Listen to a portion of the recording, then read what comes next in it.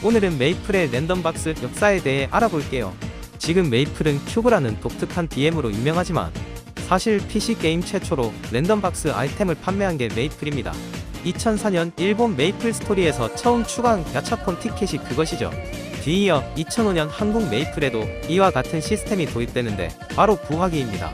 한정 판매라는 명목으로 출시했지만 거듭된 재출시가 이어졌고 2008년에는 프리미엄 부화기로 이름을 바꾸며 상시 판매합니다. 프리미엄 부화기는 피그미에게 얻은 피그미 에그를 열어주는 아이템인데요. 피그미는 메이플의 여러 지역에 존재하였고 각 지역의 피그미 에그는 모양도 아이템 확률도 달랐습니다. 당연히 프리미엄 부화기에서 술록의 우유 같은 잡템이 나오기도 했지만 그 당시 고가의 주문서인 혼돈의 주문서와 백의 주문서, 각종 메이플 아이템, 그리고 6종류의 메이플 지우개도 나왔습니다. 이 메이플 지우개를 모으면 특수한 퀘스트가 활성화되고 퀘스트 완료 시 화염의 카타나, 광선 채찍, 냉동 참치 등 희귀 장비류를 얻을 수 있었죠. 이후 2010년 4월 메이플에는 핀업 머신이라는 새로운 랜덤박스 아이템이 등장하는데요. 필드에서 드랍되는 땅콩을 가지고 핀업 머신에 넣으면 아이템이 나오는 구조였습니다. 기존 부화기와의 차이점이라고 한다면 꽃비발 너클, 데저트 이글과 같은 희귀 장비 아이템, 장사꾼의 상징인 설빙 세트가 나온다는 점이 있겠네요. 이후 2011년 1월에 전자레인지라는 신규 랜덤박스가 출시되었습니다. 기존 부화기나 핀업 머신과 달리 전자레인지는 빨간 단추라는 확정 보상이 나왔는데요. 큐브를 돌리면 큐브 조각을 얻고 이 조각을 모아 아이템을 교환하는 것처럼 당시에도 빨간 단추를 모아 벼루에게 주문서나 정령의 펜던트로 교환이 가능했습니다. 핀업 머신과 보상 아이템은 비슷했지만 특이한 것도 여럿 있었는데 대표적으로는 당시 엔드템이었던 발레온 무기나 지금도 인기 많은 그라데이션 왕리본, 그리고 당시 유행하는 드라마에서 나보던 똘추 트레이닝복이 있습니다. 이 전자레인지를 기점으로 메이플에는 약 6년간 20개 가량의 비슷비슷한 랜덤박스가 나오는데요. 보상만 조금씩 바뀔 뿐 전자레인지 버전이 느낌이었습니다. 지금 모루로 널리 쓰이지만 정체를 모르는 장비 아이템들이 있다면 대충 이 20개 중 하나를 까서 나온 거라 생각하시면 됩니다. 이러던 와중 2016년 기존의 랜덤박스 아이템을 단종시키면서 골드 애플이 등장합니다. 원래는 랜덤박스의 구성 물품을 바꿀 때 새로운 랜덤박스를 내는 방식이었다면 이때부터는 골드 애플의 구성 물품을 주기적으로 바꾸는 방식을 택하는데요. 이러한 이유로 2023년 지금까지도 골드 애플이 유지되고 있죠. 지금과 달리 과거의 골드 애플은 운이 정말 좋다면 인생 역전하기도 했는데 그 이유는 특정 부위의 최종 아이템이 골드 애플에서 나왔기 때문입니다. 이러한 아이템으로는 리퀴드 메탈하트와 스칼렛 잉이 있겠네요. 리퀴드 메탈하트는 블랙하트가 나왔음에도 놀 12성이 된다는 메리트 때문에 지금도 가지고 있는 사람은 현역템으로 쓸 정도이고, 스칼렛 잉은 얼마 전 현역에서 물러난 아이템이긴 하지만 과거에는 노작이 500원까지도 거래되는 정신나간 아이템이었죠. 당연히 이런 아이템이 당첨될 확률은 매우 낮게 설정되어서 대부분의 유저들은 허탕을 치고 돈만 날리는 일이 허다했는데요. 이러한 이유로 골드 애플의 독사과라는 별명이 붙게 됩니다. 반면 지금 메이플에서 골드 애플로 굳이 구태여 도박을 하는 유저는 없는데요. 그 이유는 과거와 같이 임팩트 있는 아이템이 골드 애플 품목에 포함되지 않기 때문이죠. 개인적으로 골드 애플과 같은 랜덤박스 BM은 이제 놓아주고 로얄 스타일이나 자석 패턴 이중 가차 BM 쪽으로 치중하는 방향을 잡은 게 아닌가 생각이 됩니다. 이번 영상은 여기까지입니다. 시청해주셔서 감사합니다.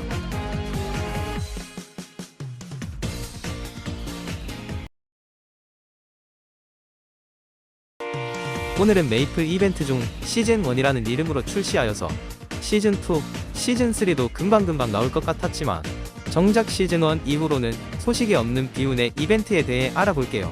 첫 번째로 소개해드릴 이벤트는 2018년 열린 챌린지 월드입니다. 해당 이벤트는 4주 동안 운영되는 신규 서버 챌린지에서 캐릭터를 육성하고 무릉 도장에 도전하는 것이 주요 과제인데요. 무릉 층수별 보상과 랭킹 보상도 있는 나름 독특한 이벤트였습니다.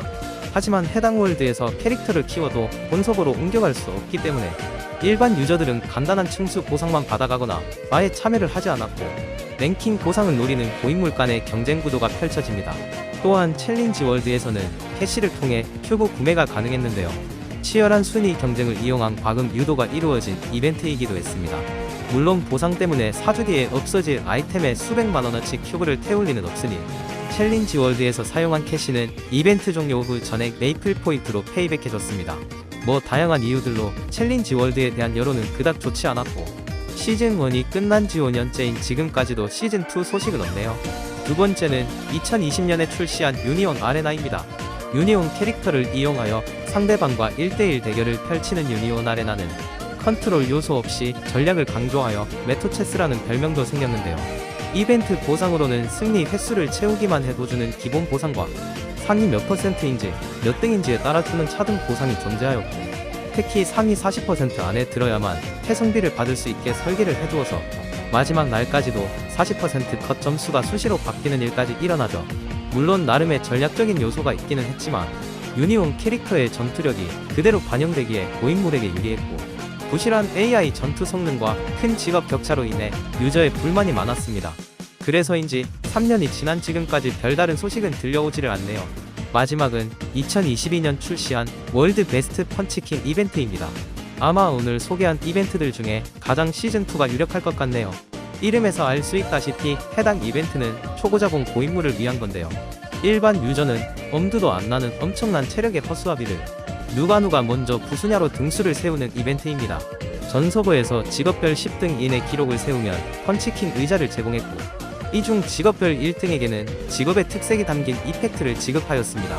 이때 0.1초라도 기록 단축을 하기 위해서 희귀한 버프 아이템을 수십억에 사기도 하고, 일격 필살이 서버렉을 받는 걸로 클리어 기록이 유의미하게 차이가 났기에 일격 필살이 오래 지속되기를 기도하며 수백 번씩 트라이를 합니다. 사실 이건 0.01%에 해당하는 유저들 이야기고, 일반 유저들은 기본 보상인 경쿠와 버프 쿠폰만 받아가는 거라 펀치킹 기간 동안 업데이트와 다를 바가 없었죠. 이렇게 시즌2를 기약한 채 잠잠한 이벤트 3가지를 살펴봤는데요. 똥매창이나 초고 스펙 등 일부 유저 외에는 재미를 못 본다는 게 공통점이네요. 개인적으로 시즌2가 나오게 된다면 이벤트 방식이나 보상을 좀 수정해서 일반 유저들의 이벤트 만족도를 높여줬으면 좋겠습니다. 이번 영상은 여기까지입니다. 시청해주셔서 감사합니다.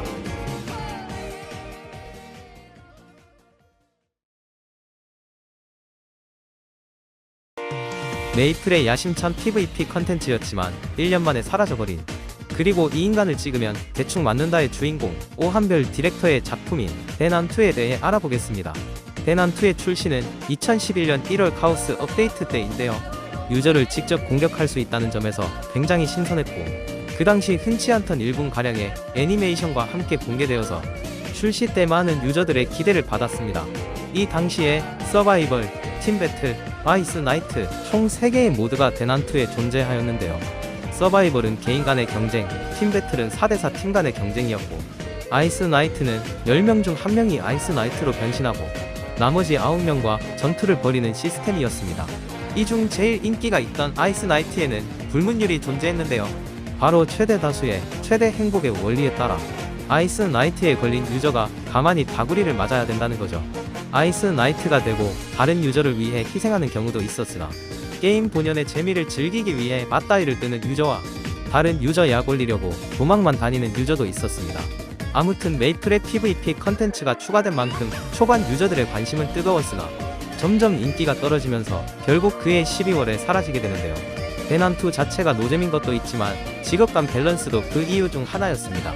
대난2의 대표적인 사기캐를 몇 개 꼽아보자면, 지금은 웃음벨 역할인 메카닉과 배틀 메이지, 체력이 높은 모험가 전사와 텔포와 다수기를 갖춘 불독 정도가 있네요. 이런 직업들로는 비교적 높은 등수에 들기 쉬웠다면 다른 직업은 하위권에서만 놀고 있으니 굳이 바닥 깔아줄 이유가 없죠. 이렇게 없어진 대난2는 2012년 5월에 리뉴얼 오픈을 하는데요. 기존의 모드를 모두 없애고 그랜드 배틀 하나만 존재했습니다.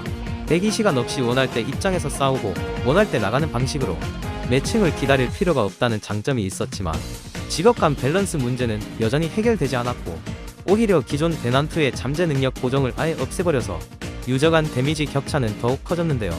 이러다 보니 보상이나 칭호를 받기 위한 유저, 그리고 얘네들을 잡는 데에 재미 들린 고스펙 유저만 대난2에 남게 되었고, 결국 리뉴얼된 대난2는 욕만 먹은 채 7월에 쓸쓸히 퇴장했습니다. 재밌는 점은 대난2 컨텐츠 삭제 관련 퀘스트가 있다는 건데요. 최종 예병 선발 대회라는 퀘스트를 수락하면 배틀 스퀘어로 이동하는데, 검은 마법사에 의해 배틀 스퀘어가 파괴되었다는 컷신이 나오면서 더 이상 대난2 컨텐츠를 이용할 수 없다고 합니다. 사실 직업 간 밸런스 문제나 홈스크롤 게임에서의 PVP 실현 문제 등으로 대난투 컨텐츠를 폐기하려고 했으나 이실직고하기에는 머쓱하기도 하고 폼도 안 나니까 어쩔 수 없이 검은 마법사가 배틀스퀘어를 파괴한 게 학계의 정설이죠. 이렇게 검은 마법사에게 명예로운 죽음을 당한 대난투는 검은 마법사가 소멸한 지 5년이 지나도록 아무 소식이 없네요. 결론적으로는 폭망한 컨텐츠인 대난투이지만 보상만큼은 나름 괜찮았습니다. 대난투에서는 경험치와 함께 투신의 증표를 얻을 수 있었는데요. 이 투신의 증표로는 라이징 아이템을 제작 혹은 구매할 수도 있어서 낯선 펜이 현역이던 몇 년 전까지만 해도 노작 낯선 펜을 만들어서 비싼 값을 받을 수도 있었고, 또한 투신의 증표를 불가사의한 레시피 두루마리로도 교환이 가능했는데 여기서 무한 교환 가능한 피플의 레시피가 나온다는 소식 때문에 지금도 꽤 쏠쏠한 가격에 거래되고 있습니다. 이번 영상은 여기까지입니다. 시청해주셔서 감사합니다.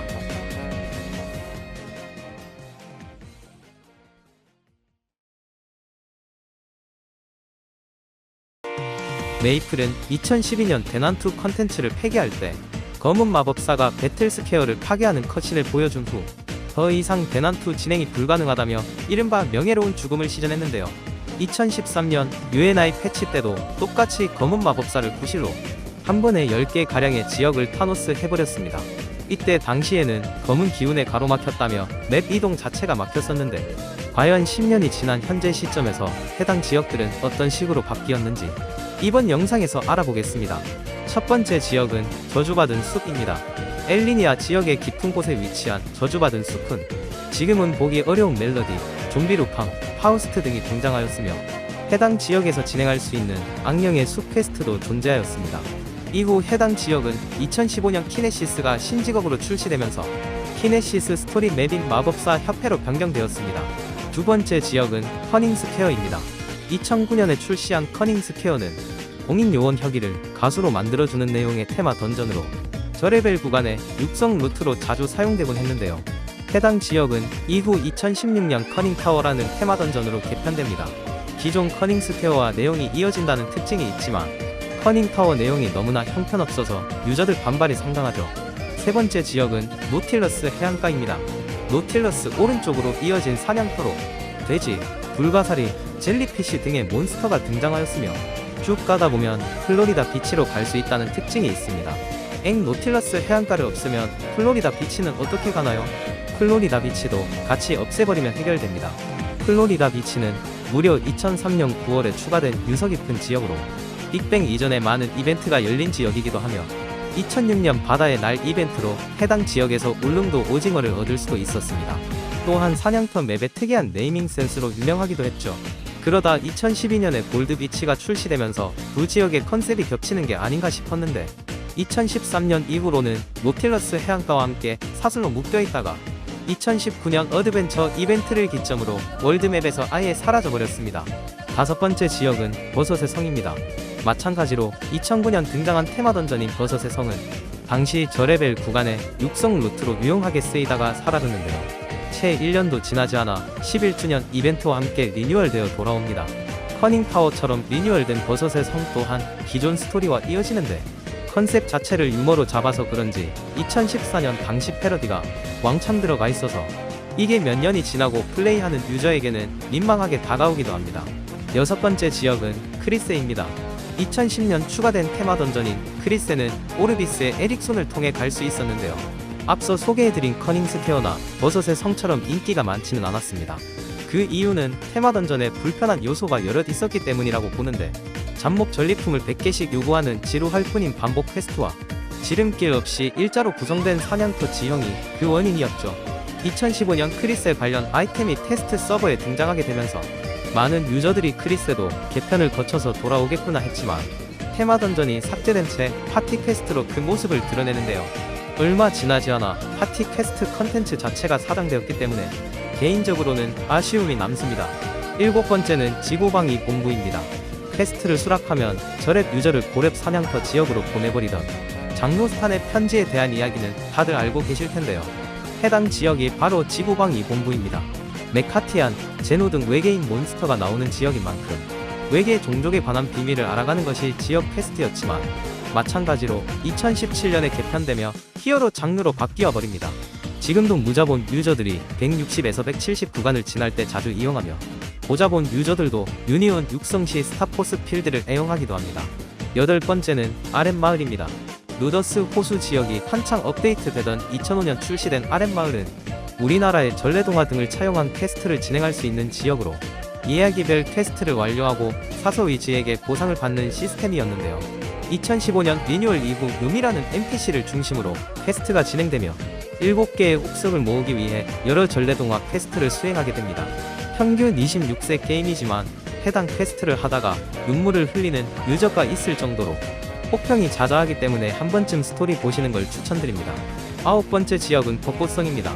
2012년 출시된 테마던전 벚꽃성은 일본 메이플의 카에데성을 한국 메이플에 도입한 것인데요. 기존에 없던 일본풍 테마던전이기도 하고 완성도도 높아서 인기가 많았습니다.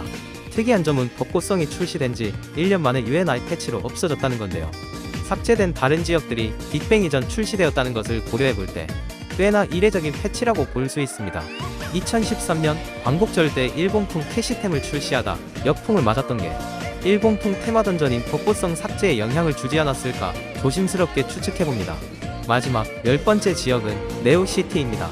2009년 커닝스퀘어와 함께 출시된 네오시티는 2008년 일본의 네오도쿄에서 가져온 사이버네틱한 분위기의 테마던전으로 과거로 와버린 앤디를 위해 유저가 미래로 시간 여행을 해서 미래의 몬스터들을 처치하고 사건을 해결하는 퀘스트가 주를 이룹니다. 원작에 비해 낮은 퀄리티로 욕을 먹긴 했지만 당시에 저는 재밌게 즐긴 기억이 있는데요.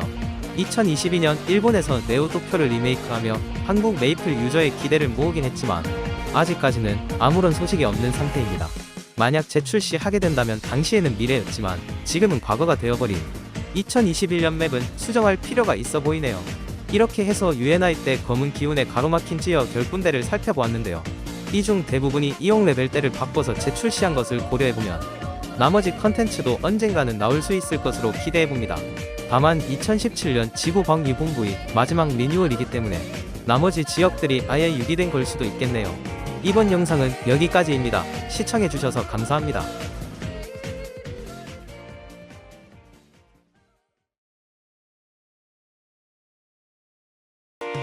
2021년 메이플을 섭종 직전까지 몰고 갔던 환불 사태. 하지만 강원기 디렉터도 환불 사태와 같은 사건이 필요했다고 언급한 만큼 해당 사건 이후로 메이플 스토리 전반에 큰 개선이 이루어졌는데요. 과연 환불 사태 이전 메이플은 현재와 어떻게 다른지, 강화 성장 보스 편이 4가지 항목에 걸친 총 100가지 차이점을 알아보겠습니다. 자, 그러면 지금부터 빠르게 살펴볼까요? 10에서 14성 스타포스 강화 시 파괴 및 하락 확률이 존재했습니다. 스타포스 및 주문의 흔적 강화 시 소모 시간이 매우 길었습니다. 캐시 큐브 사용 시 등급업 천장이 없었습니다. 큐브 사용 시 방어력과 같은 작업이 많이 존재했습니다. 위대한 소울의 스킬 레벨 플러스라는 작업이 존재했습니다. 큐브에서 뼈공이 나오기도 했습니다. 큐브 옵션 및 등급업 확률이 공개되지 않았습니다. 주문서의 세부 확률이 공개되지 않았습니다. 지금보다 큐브 등급업 확률이 낮았습니다. 환불, 놀궁온 수급이 매우 제한적이었습니다. 몬스터파크 지역이 레헬른까지만 구현되었습니다. 익스트림 몬스터파크도 없었습니다. 몬스터파크에 몬스터가 미니맵에 표시되지 않았습니다. 아케인 심볼과 어센틱 심볼 세금이 훨씬 비쌌습니다. 교환 가능한 심볼이 없어서 하루라도 1회를 빠지면 후발대가 되었습니다. 현재 아케인 리버의 주간 퀘스트는 1일 퀘스트였습니다. 아케인 리버 및 그란디스 지역 1일 퀘스트의 경험치 보상이 없었습니다. 모라스와 에스페라 지역 1일 퀘스트가 없었습니다. 그란디스 지역 1퀘시 지급 심볼이 지금보다 적었습니다. 레벨업 시 경험치 요구량이 매우 많았습니다. 소형 경축비 및 제획비가 없었습니다. 하이퍼 스텔의 일반목 데미지가 없었습니다. 유니온 점령 효과의 일반목 데미지가 없었습니다.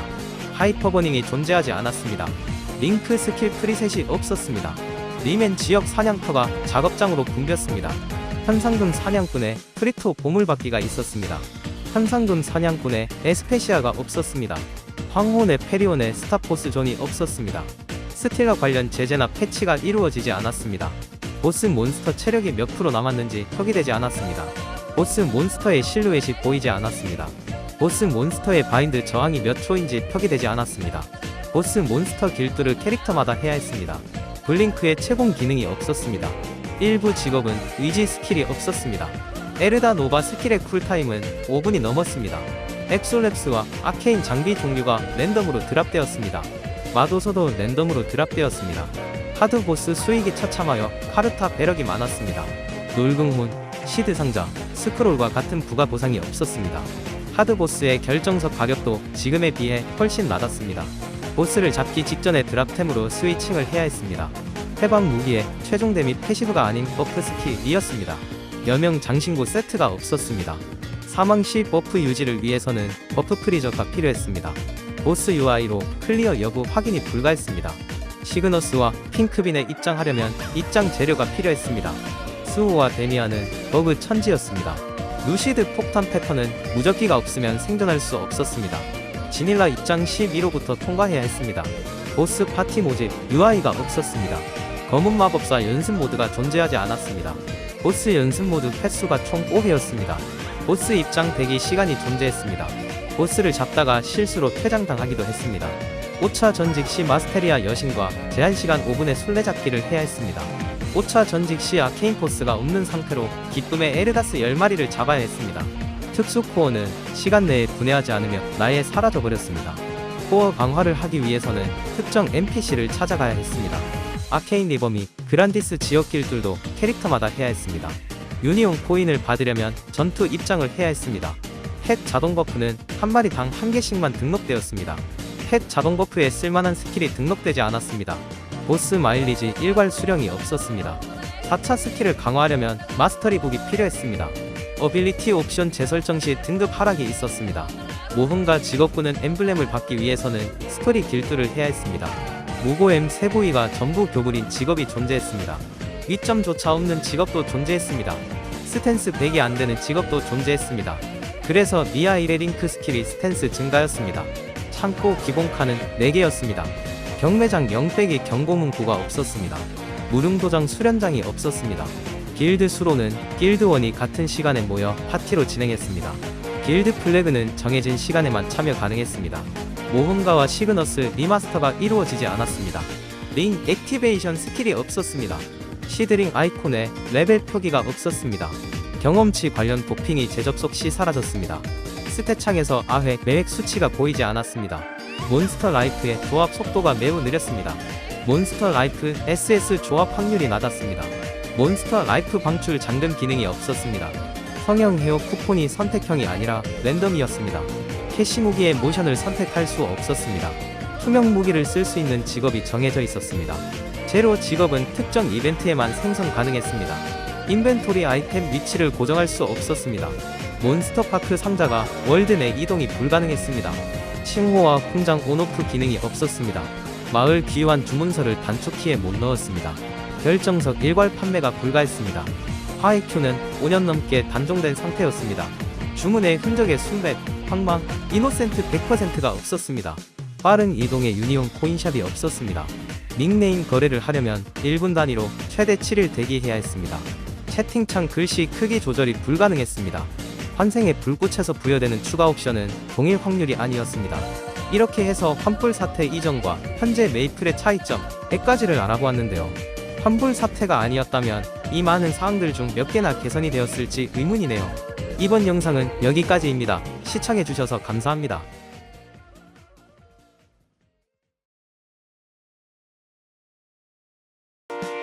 이번 영상에서 소개할 것은 바로 퍼펙트 이노센트 주문서, 줄여서 퍼이노라고 불리는 주문서입니다. 퍼이노와 다른 이노센트 주문서의 차이점은 스타포스, 주문서자 그의 추억과 가위 횟수까지 모두 없애버린다는 점입니다. 가끔씩 가위 횟수 제한이 있어야 하는 아이템인데 가위 횟수 관련 내용이 없는 경우가 종종 있습니다. 물론 언리미티드 이전 아이템일 수도 있긴 하지만 이런 경우 대부분 퍼이노를 통해 추억과 가위 횟수를 없앴다고 보시면 됩니다. 지금도 유니온 레벨 랭커를 도전하는 유저들이 높은 성능의 아이템을 가위 횟수 제한 없이 사용하기 위해 퍼이노를 사용하는 경우가 많고, 좀 더 과거로 돌아가보자면 결정석 패치 이전 카르도리와 같은 보스 배럭이 유행하던 시기에 보다 효율적인 보스 도리를 위해 퍼이노를 이용하기도 했습니다. 놀랍게도 퍼이노는 이벤트 코인샵 물품이었습니다. 다만 코인샵을 통한 퍼이노는 기간제의 교물이었고 2016년 이후에는 출시를 하지 않아서 단종되었습니다. 그럼 지금까지 보이는 퍼이노는 어디서 난 걸까요? 저도 영상을 제작하면서 찾아보았는데 2013년에 열린 별별 페스티벌 이벤트의 경품으로 풀었더라고요. 별도장 45개로 교환이 가능했는데 그 당시에 별도장 50개 품목이 헤어 쿠폰이나 프텍 정도였으니까 막 엄청난 가치를 지녔다고 보기에는 어렵네요. 이외에 포이노 습득처가 있으면 댓글로 알려주세요. 그리고 캐시샵에서 팔던 퍼펙트 이노센트 스크롤을 포이노와 동일 아이템으로 오해하는 경우도 종종 있는데 이름이 포이노와 비슷한 것 뿐이고 그냥 이노센트 주문서와 동일합니다. 이건 그냥 헷갈리게 만든 운영진 잘못이 아닐까 싶네요. 아무튼 2013년 별별 이벤트 때 뿌린 포이노 중 일부만이 남았고 2016년 이후로 포이노가 단종되었기 때문에 이후에 포이노를 구하는 일은 상당히 어려웠는데요. 애초에 매물도 잘 나오지 않을 뿐더러 한두 개씩 나와도 수백억 대에 거래되곤 합니다. 포이노가 단종된 이유를 생각해보자면 메이플 매출 증진을 위한 게 아닐까 생각되는데요. 포이노가 스타포스, 주문서적, 추억을 모두 없애는 단점이 있긴 하지만 포이노를 사용해서 무료템으로 바꿀 수도 있고 혹은 가젯을 리필하는 용도로도 쓸 수 있는데요. 큐브를 팔아야 매출을 땡기는 넥슨 입장에서 본다면 포이노를 단종시키는 판단이 이상하지는 않습니다. 사실 이 모든 건 추가 옵션이라는 능력치를 대가로 가위 횟수라는 족쇄를 달게 한 게 원흉이라고 볼 수 있는데요. 아오 또 너야 오한별. 이번 영상은 여기까지입니다. 시청해주셔서 감사합니다.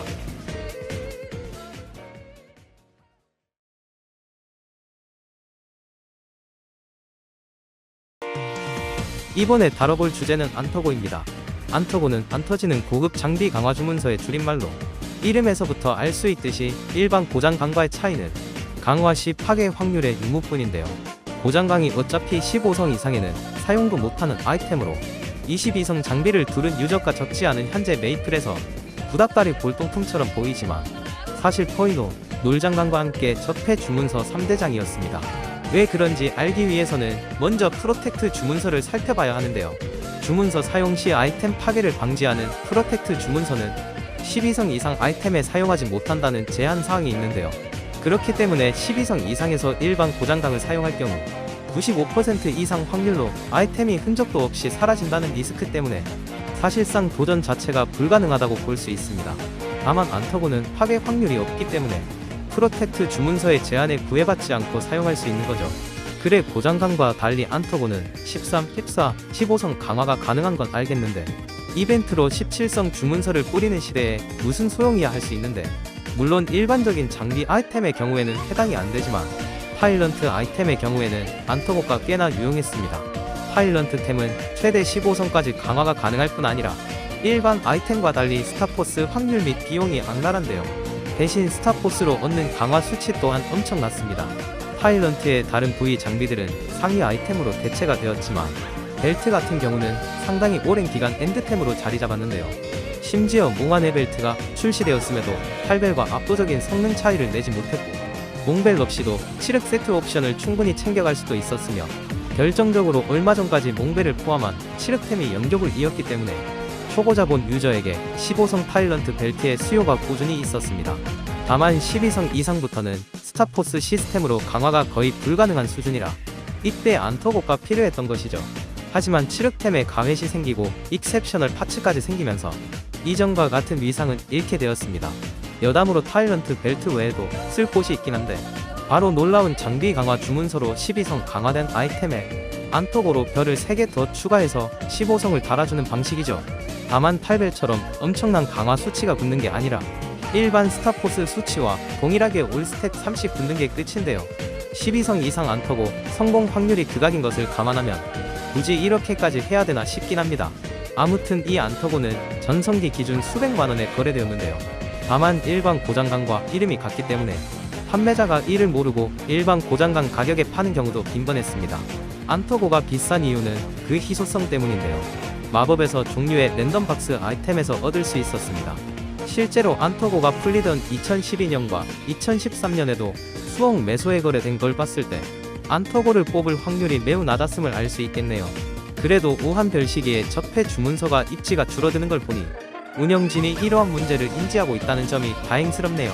이번 영상은 여기까지입니다. 시청해주셔서 감사합니다.